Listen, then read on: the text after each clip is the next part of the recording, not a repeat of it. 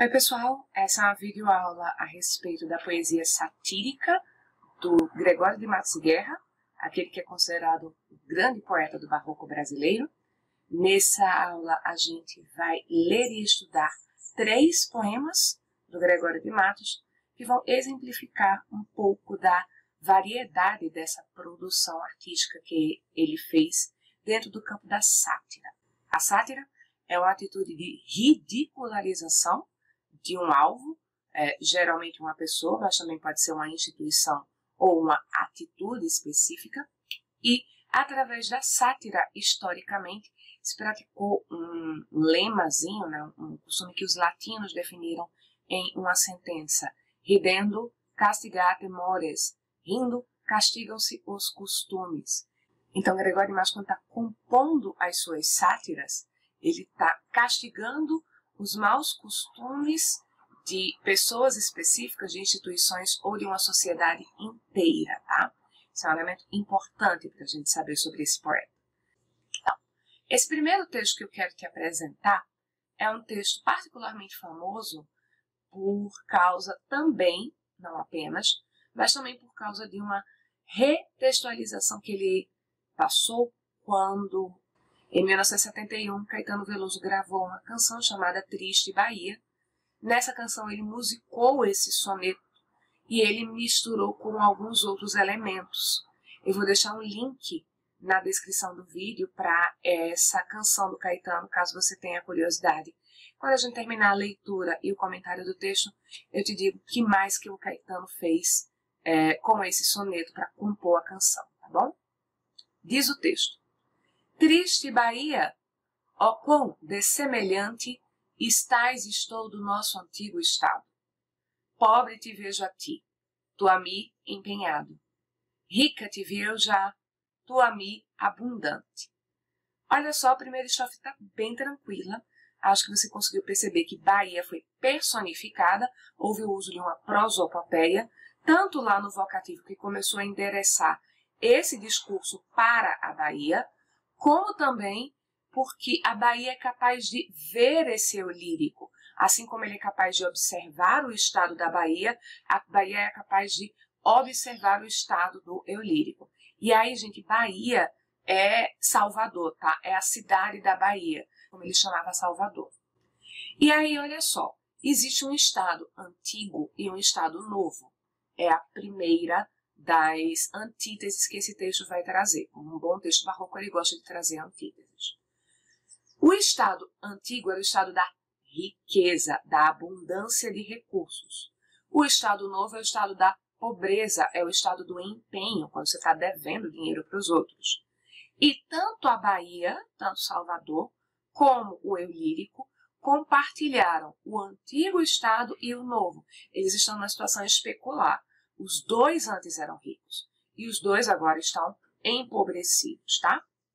E aí, a segunda estrofe vai explicar para a gente o que foi que aconteceu para que esses estados tenham se alterado, para que a Bahia tenha ficado pobre, para que o eu lírico tenha ficado empenhado, né, com dívidas. A ti trocou-te a máquina mercante, que em tua larga barra tem entrado. A mim foi me trocando e tem trocado tanto negócio e tanto negociante.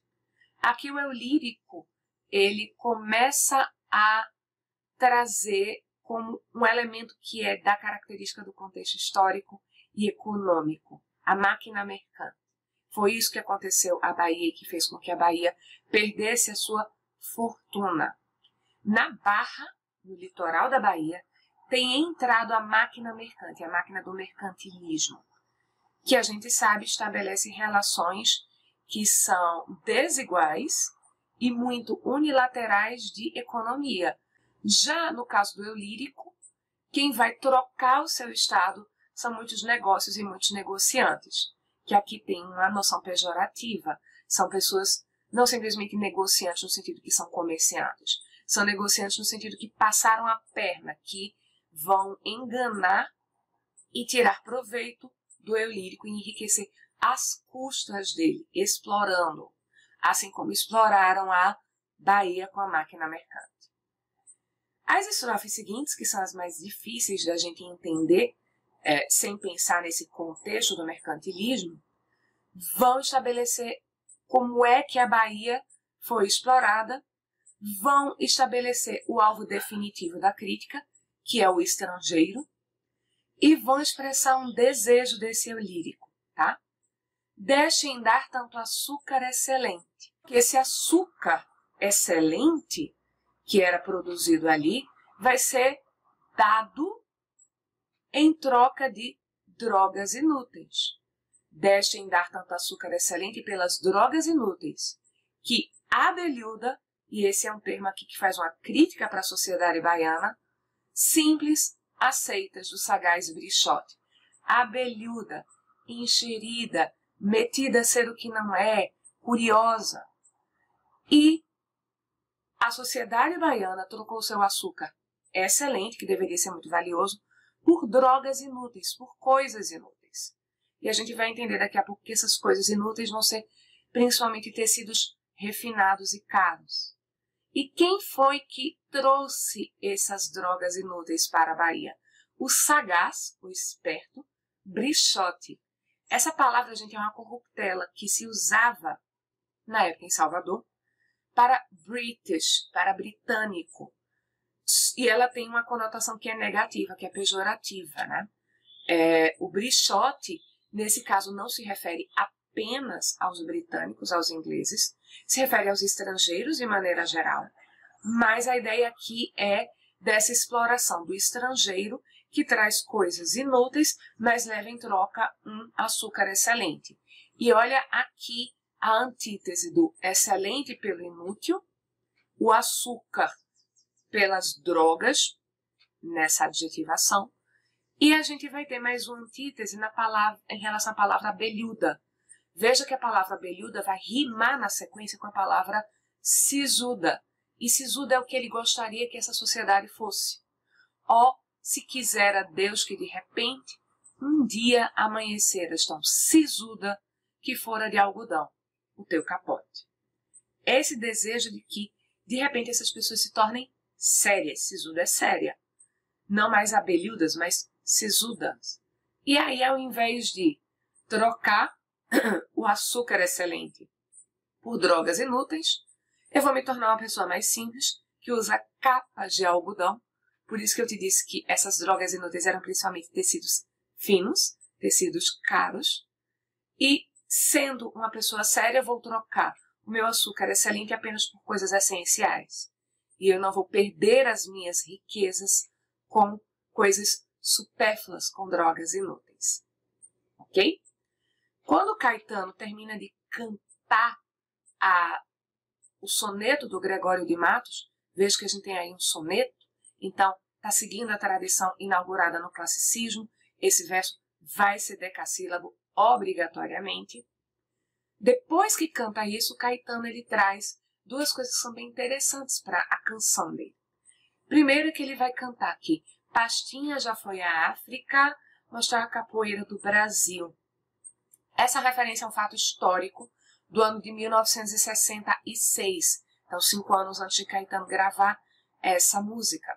Pastinha era um mestre de capoeira de Salvador, que nesse ano de 66 fez uma viagem até a África para mostrar a capoeira do Brasil. Foi feito um encontro no Senegal de artes e expressão africana pelo mundo. Ele foi mostrar essa arte e essa luta afro-brasileira, que historicamente foi muito perseguida.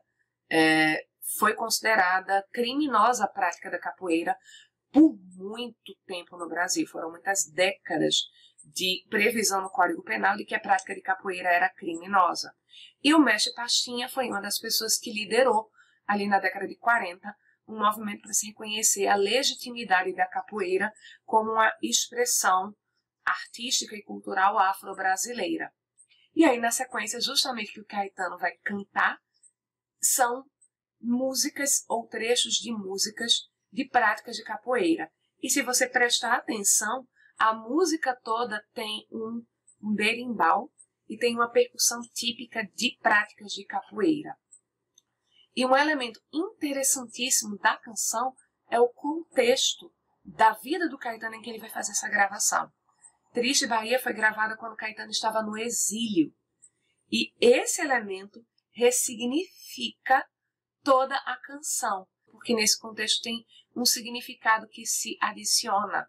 Ele lamenta a mudança das coisas na Bahia e lamenta o próprio Estado, só que esse Estado agora é de uma persona não grata por conta do regime de ditadura militar e que foi obrigada a se exilar por posições políticas e pessoais, e ele estava obrigado a se exilar nessa época em Londres.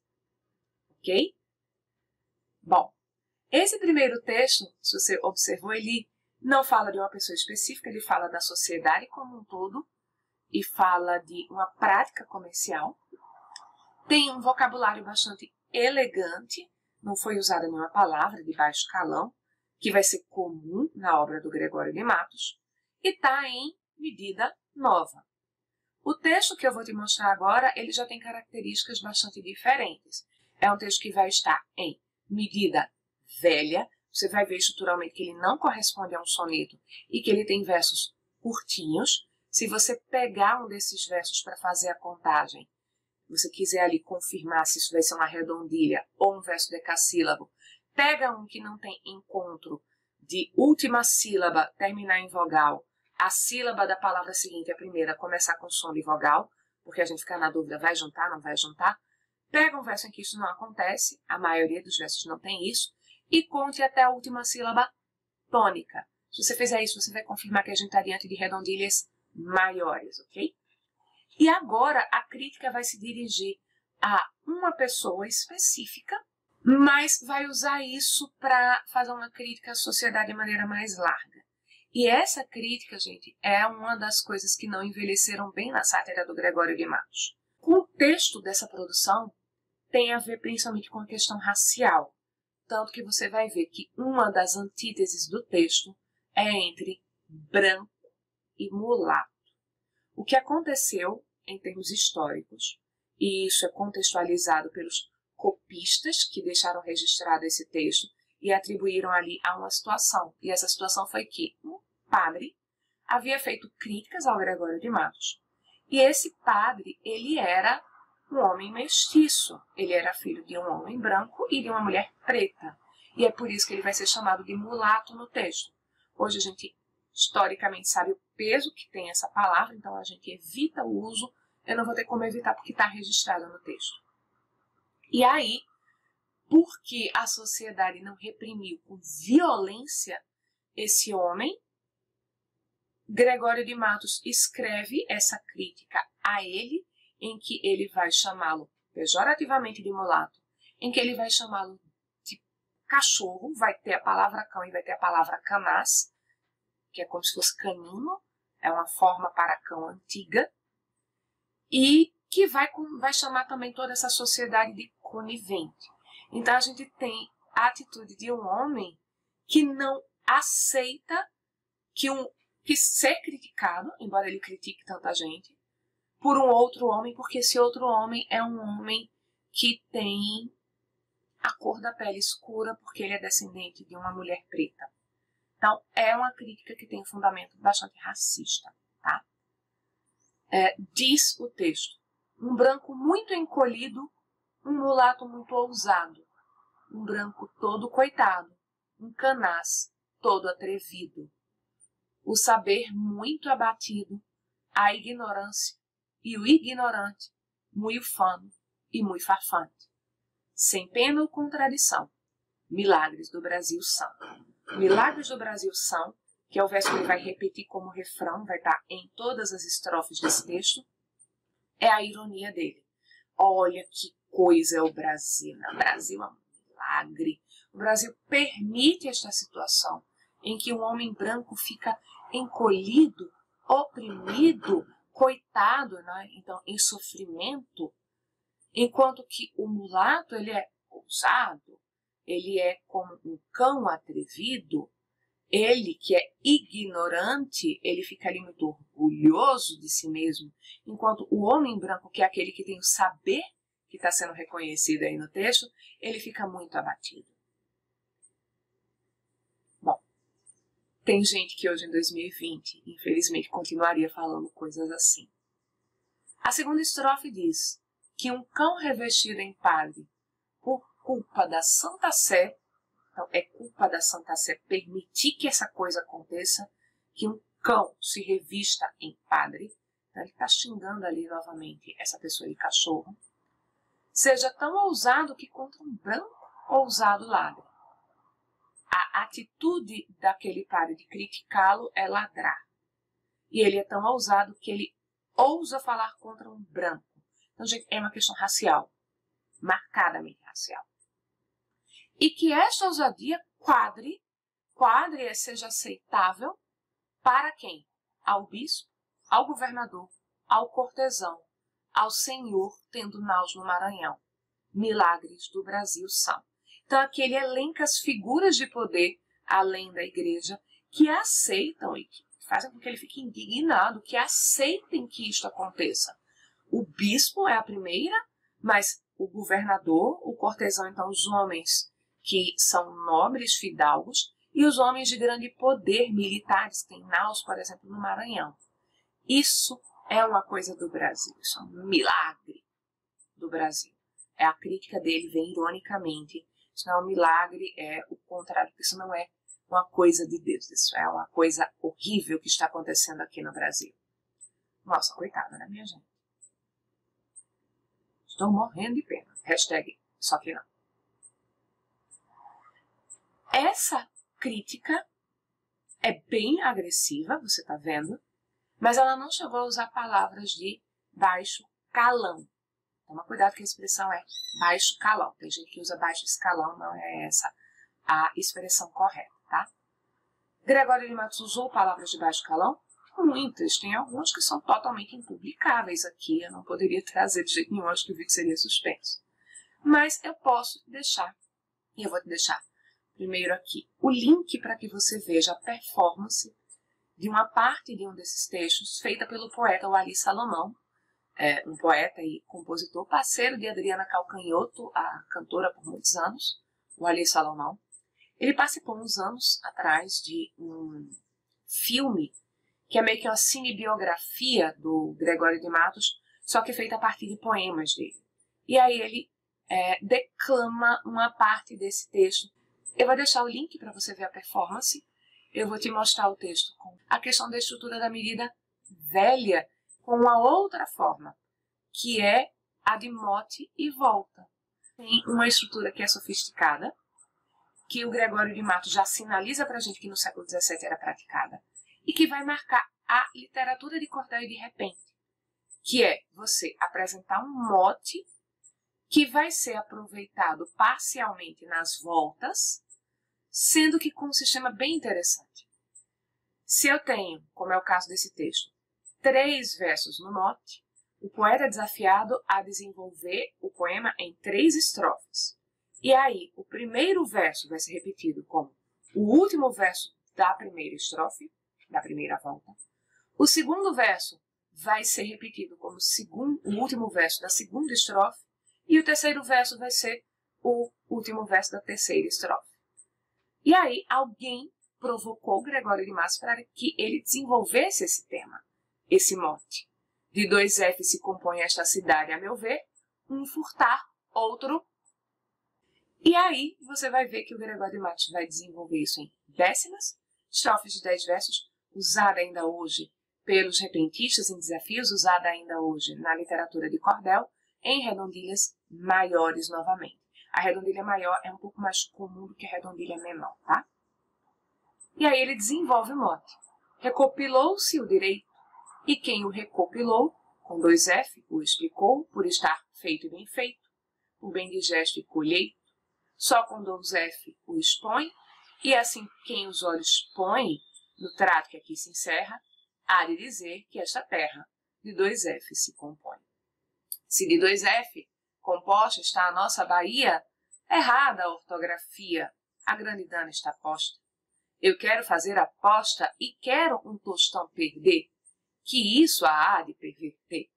Se o furtar e o bem não são os F que tem esta cidade, ao meu ver. Prova a conjectura já, prontamente, como um brinco. Bahia tem letras 5, que são B, A, H e A. Logo, ninguém me dirá que 2F chega a T, pois nenhum contém sequer. Salvo se em boa verdade, são os F da cidade, um furtar, outro. De novo aqui uma crítica geral para a sociedade baiana como um todo. Então, todos são ladrões e todos têm comportamentos sexuais licenciosos, libertinos, que a igreja não aprovaria, mas essa é a caracterização que o Gregório de Matos vai fazer dessa cidade. E costumes licenciosos que o próprio Gregório de Matos tinha. É aquele momento ali do memezinho, enfim, a hipocrisia, porque ele mesmo entrava nesse tipo de comportamento, né? Ele mesmo tinha essas práticas. Eu espero que você tenha entendido um pouco mais a respeito das sátiras do Gregório de Matos. Em outro vídeo a gente fala um pouco mais sobre a poesia lírica desse autor. Bom estudo, um beijo, até a próxima.